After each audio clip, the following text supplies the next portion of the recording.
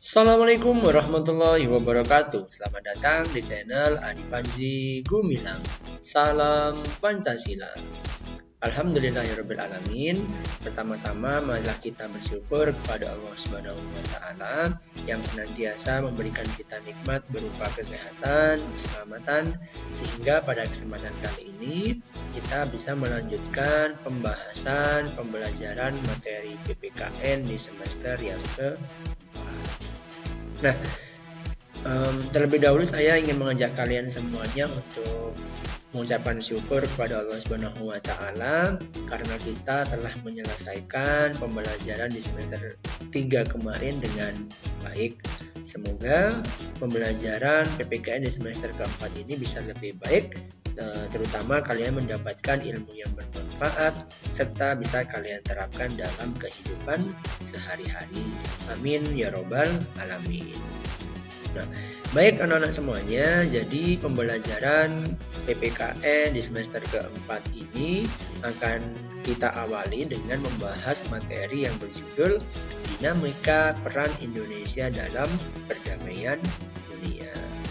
Sebelum saya memulai pembahasannya, terlebih dahulu saya senantiasa mengingatkan kepada diri saya dan kepada kalian semuanya, karena video ini dibuat ketika pandemi COVID-19, oleh sebab itu kita harus senantiasa mematuhi protokol kesehatan yang ada, yaitu dengan menerapkan 3M. Yang pertama, memakai masker. Jangan sampai kalian ketika pergi keluar tidak memakai masker. Yang kedua, selalu mencuci tangan. Dan yang terakhir, menjauhi kerumunan atau menjaga jarak. Kita berdoa semoga kita semuanya senantiasa diberikan kesehatan, diberikan keselamatan, sehingga kita bisa terhindar dari virus COVID-19. Amin ya robbal alamin. Langsung saja anak-anak semuanya, saya akan menyampaikan pokok bahasan yang akan kita bahas pada kesempatan kali ini. Yang pertama, saya akan menyampaikan latar belakang materi. Yang kedua, saya akan menyampaikan makna hubungan internasional. Yang ketiga, konsepsi hubungan internasional. Yang keempat, faktor yang melatar belakangi hubungan internasional. Yang kelima, ruang lingkup hubungan internasional. Dan yang keenam, bentuk hubungan internasional. Yang pertama, saya akan menjelaskan berkaitan dengan latar belakang kenapa kita harus mempelajari materi keempat ini ya, yang intinya membahas tentang hubungan internasional. Nah, ini merupakan amanat dari pembukaan Undang-Undang Dasar Negara Republik Indonesia tahun 45 alinea yang keempat. Di sana dijelaskan bahwa ikut melaksanakan ketertiban dunia yang berdasarkan kemerdekaan, perdamaian abadi, dan keadilan sosial, maka disusunlah kemerdekaan kebangsaan Indonesia itu dalam suatu Undang-Undang Dasar Negara Indonesia. Perlu kita garis bawahi di sini adalah kalimat ikut melaksanakan ketertiban dunia. Nah, dari alinea keempat ini konsekuensinya adalah Indonesia harus aktif dalam menciptakan perdamaian dunia. Hal tersebut dikarenakan bangsa Indonesia merupakan bagian dari seluruh umat manusia di dunia, sehingga sudah seharusnya bangsa Indonesia berada pada barisan terdepan dalam upaya menciptakan perdamaian dunia. Ini adalah tugas saya, tugas kalian semuanya, harus menjaga perdamaian dunia. Selanjutnya, makna istilah hubungan internasional. Menurut kalian, apa yang akan terjadi jika seandainya negara kita tidak menjalin hubungan dengan negara lain? Tentu semuanya pasti sepakat, kita akan dikucilkan dari pergaulan bangsa-bangsa di dunia. Hal ini tentunya akan merugikan seluruh kehidupan bangsa. bangsa Indonesia tidak bisa berinteraksi dengan sesamanya yang berada di negara lain. Selain itu, kita akan buta terhadap hal-hal yang terjadi di negara lain yang pada hakikatnya merupakan sumber pengetahuan bagi kita. Itu ya. Sehingga di sini hubungan internasional merupakan salah satu jawaban bagi persoalan yang dialami oleh suatu negara termasuk Indonesia. Ketika suatu negara mengalami kekurangan dalam suatu bidang, misalnya kekurangan tenaga ahli untuk membangun negerinya, maka melalui hubungan internasional negara tersebut mampu mengatasi persoalan dengan meminta bantuan dari negara lain. Oleh karena itu, hubungan internasional mempunyai kedudukan yang sangat penting dalam kehidupan suatu negara yang berada. Tuh. Gampangannya kayak kita hidup bertetangga dengan tetangga kita. Masa iya kita mau hidup sendiri, kita selamatan sendiri, kemudian kita butuh apa-apa berusaha sendiri, ya bisa jadi kita akan dikucilkan oleh tetangga-tetangga kita. Ketika tidak ada kerja bakti kita nggak hadir, ya bisa jadi ketika kita membutuhkan bantuan maka kita tidak akan dibantu oleh tetangga kita yang lain. Oleh sebab itu, belajar dari situ, belajar dari keseharian kita sebagai masyarakat, maka hubungan internasional itu dianggap perlu dipelajari oleh diri kita ya, dan perlu dilakukan oleh sebuah negara agar negara kita itu tidak dikucilkan oleh negara lain. Nah, sekarang pengertian dari istilah hubungan internasional. Di sini ada sebuah gambar, ada kedua orang ya yang berjabat tangan, di mana di belakangnya ada latar belakang bendera-bendera negara. Ini pertanda bahwa adanya hubungan antara negara-negara yang ada di dunia ini. Jadi secara umum hubungan internasional itu bisa diartikan sebagai hubungan yang bersifat global. Jadi hubungannya nggak hanya saya dengan kalian, nggak hanya kalian dengan teman kalian, tapi skalanya sudah global ya. Dan objek utamanya adalah sebuah negara yang di dalamnya terdapat warga negara. Hubungannya itu meliputi semua hubungan yang terjadi dengan melampaui batas-batas ketatanegaraan. Oke. Nah, sekarang di dalam sebuah hubungan internasional itu ada 3 konsepsi. Yang pertama adalah politik luar negeri. Politik luar negeri adalah seperangkat cara atau kebijakan yang dilakukan oleh suatu negara untuk mengadakan hubungan dengan negara lain dengan tujuan untuk tercapainya tujuan negara serta kepentingan nasional negara yang bersangkutan. Jadi, politik luar negeri itu dianggap sebagai sarana atau cara gitu ya. Cara untuk melakukan hubungan internasional, dan masing-masing negara itu punya caranya sendiri-sendiri. Nanti kita akan mengetahui kira-kira politik luar negeri atau cara menjalin hubungan dengan negara lain bagi untuk Indonesia itu dengan cara seperti apa. Nanti kita akan mengetahui. Nah, yang kedua, di dalam hubungan internasional itu terdapat konsepsi hubungan luar negeri. Pengertiannya adalah keseluruhan hubungan yang dijalankan oleh suatu negara dengan semua pihak yang tidak tunduk pada kedaulatannya. Ini saya ambil pengertiannya dari buku siswa kalian. Jadi hubungan luar negeri ya hubungan seperti biasa ya, hubungan Indonesia dengan Malaysia, hubungan Indonesia dengan Thailand, dengan Singapura, atau dengan organisasi internasional, itu bisa dikatakan sebagai hubungan luar negeri. Yang ketiga, di dalam sebuah hubungan internasional itu terdapat konsep politik internasional. Pengertiannya adalah politik antar negara yang mencakup kepentingan dan tindakan beberapa atau semua negara serta proses interaksi antar negara maupun antar negara dengan organisasi internasional. Nah, bedanya dengan politik luar negeri itu apa? Kalau politik luar negeri itu adalah cara negara kita ketika kita ingin mengadakan hubungan internasional. Tetapi kalau politik internasional itu adalah cara negara-negara lain ya untuk melakukan hubungan internasional. Jadi kita itu istilahnya yang mengamati politik atau cara-cara dari negara lain, itu dinamakan dengan politik internasional. Atau dengan kata lain, politik internasional itu adalah cara-cara yang dilakukan oleh negara lain di dunia. Gitu ya. Oke. Inilah ketiga konsepsi dari hubungan internasional yang bisa kalian pelajari dan pahami untuk mengetahui perbedaan dari ketiganya. Lanjut.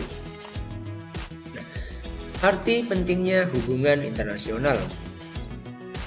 Hubungan internasional itu diperlukan karena tidak ada satu negara pun di dunia yang tidak bergantung kepada negara lain.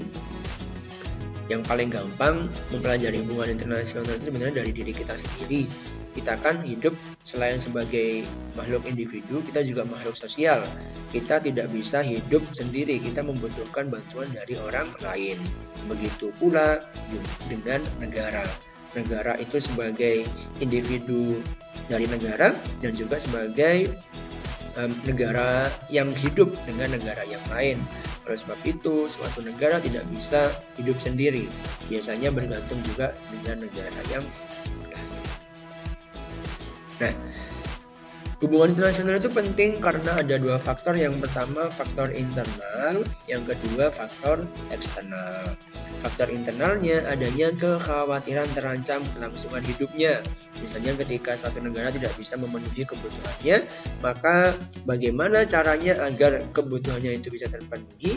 Ya, salah satu caranya adalah dengan melakukan hubungan internasional. Yang kedua, faktor eksternal. Suatu negara tidak dapat berdiri sendiri, itu jelas. Kemudian untuk membangun komunikasi lintas bangsa dan negara, itu juga jelas. Dan yang terakhir, faktor eksternalnya adalah mewujudkan tatanan dunia baru yang damai dan sejahtera. Itu ya. Nah, ini lanjutannya berkaitan dengan arti penting hubungan internasional. Jadi hubungan internasional adalah sebuah keniscayaan yang dilakukan oleh negara maju, berkembang maupun negara yang terbelakang. Seperti ini ya, ilustrasinya bahwa negara maju itu biasanya membantu negara berkembang, membantu juga negara yang terbelakang.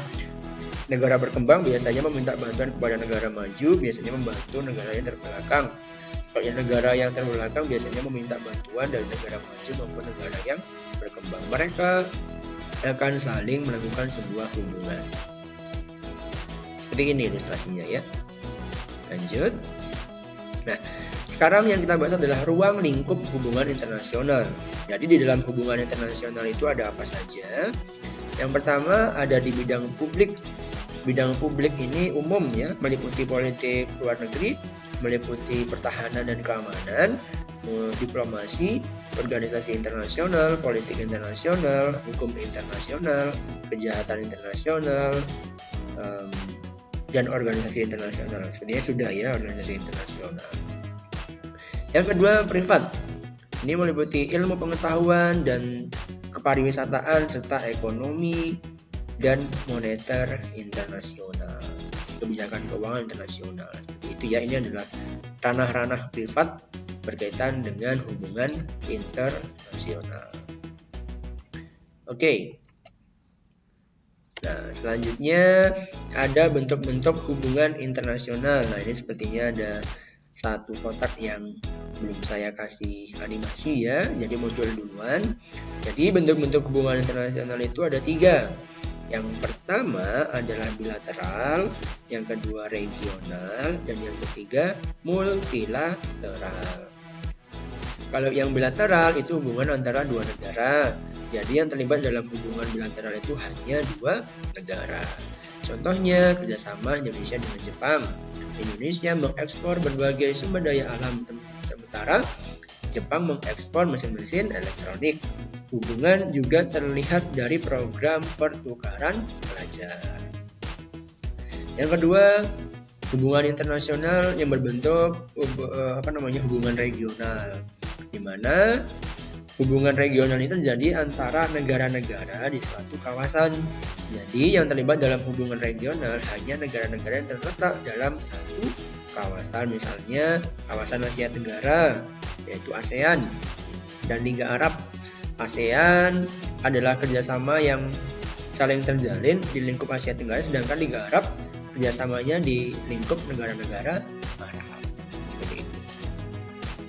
Yang ketiga, hubungan internasional yang berbentuk multilateral. Sesuai namanya ya, multi, banyak. Hubungan antara banyak negara di dunia. Jadi yang terlibat dalam hubungan multilateral adalah banyak negara. Contohnya PBB. PBB merupakan organisasi dunia terbesar dan mencakup banyak negara di dunia. Inilah ketiga bentuk hubungan internasional. Yang selanjutnya, asas-asas hubungan internasional. Yang pertama ada asas teritorial. Asas ini didasarkan pada sebuah kekuasaan negara atas daerahnya. Dalam asas yang satu ini, semua warga dan semua barang yang ada di wilayahnya diatur oleh sebuah hukum negara. Jadi bagi sesuatu di luar wilayahnya, maka akan berlaku sebuah hukum internasional. Wilayah A, ya berlakunya hanya hukum di wilayah A. Kalau selebihnya, berlakunya hukum internasional yang sudah disepakati. Asas kebangsaan didasarkan pada sebuah wewenang negara untuk melindungi warga negaranya.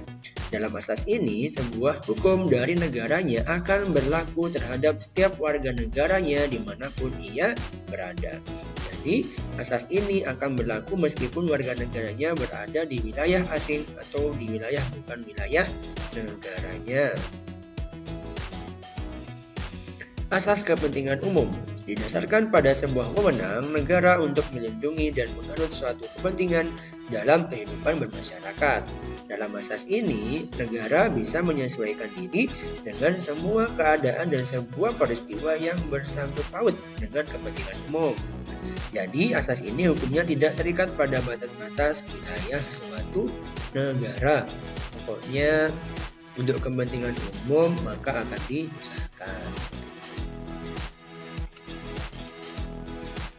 Yang selanjutnya kita membahas sarana hubungan internasional. Sebuah hubungan internasional akan membutuhkan sebuah sarana yang bisa digunakan oleh negara yang menjalin hubungan internasional. Ini menurut J. Pradel, yaitu sebagai berikut sarana-sarananya. Yang pertama, diplomasi. Diplomasi adalah seni dan praktik bernegosiasi oleh seseorang yang biasanya mewakili sebuah negara atau organisasi. Biasanya dinamakan diplomat.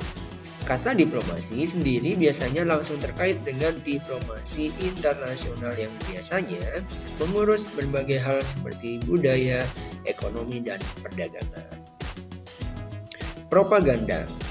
Propaganda adalah usaha yang disengaja oleh beberapa individu atau kelompok melalui pemakaian instrumen komunikasi dengan maksud bahwa pada situasi tertentu reaksi dari mereka yang dipengaruhi adalah seperti apa yang diinginkan oleh sang propagandis dalam kata-kata usaha yang disengaja.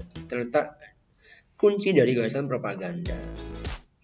Jadi propaganda itu kayak mengelabui ya, dengan maksud agar orang yang dikelabui itu menuruti apa yang diinginkan oleh orang yang mengelabui, gitu ya. Makanya di sini kata kuncinya adalah usaha yang disengaja untuk mempengaruhi orang lain. Yang ketiga, sarananya bisa melalui aspek kehidupan masyarakat di bidang ekonomi, sosial maupun budaya. Yang terakhir, sarananya bisa melalui kekuatan militer.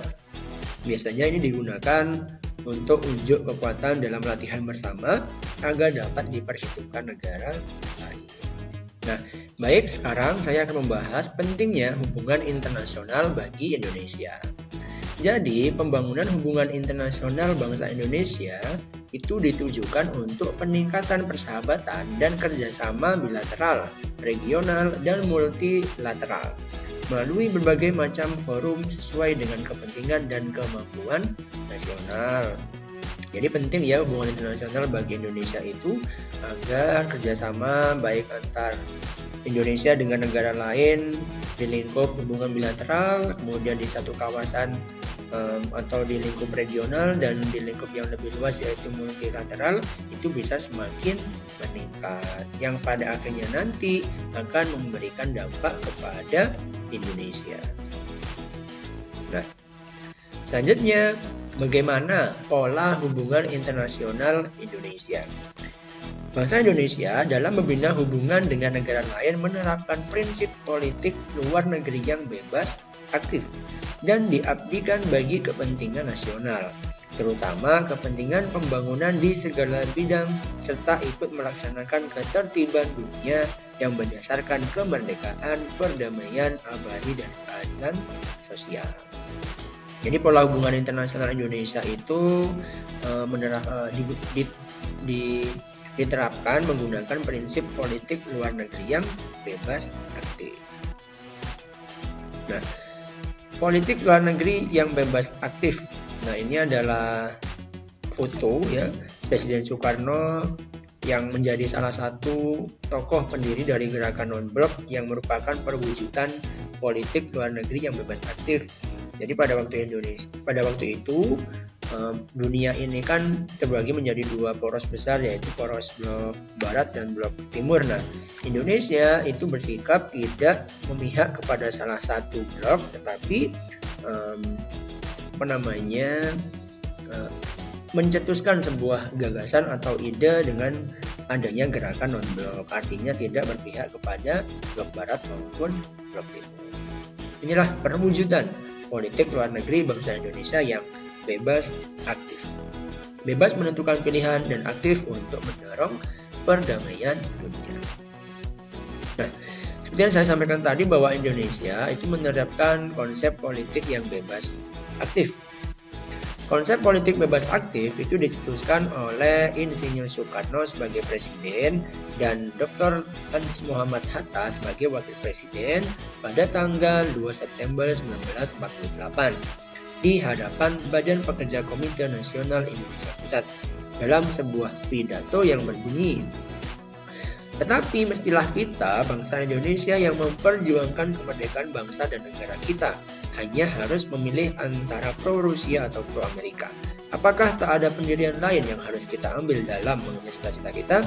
Akhirnya ditetapkanlah bahwa Indonesia tidak memihak blok barat maupun blok timur dan mendirikan sebuah gerakan non-blok. Pidato tersebut kemudian dirumuskan lagi secara eksplisit sebagai prinsip bebas aktif yang kemudian menjadi corak politik luar negeri Indonesia sampai sekarang. Dengan demikian dapat disimpulkan bahwa politik luar negeri Indonesia bersifat bebas aktif. Nah, baik anak-anak, inilah akhir pembahasan di materi dinamika peran Indonesia dalam perdamaian dunia untuk bagian yang pertama. Di sini saya menjelaskan beberapa konsep-konsep dasar berkaitan dengan hubungan internasional agar kalian punya pandangan sebenarnya hubungan internasional itu yang seperti apa.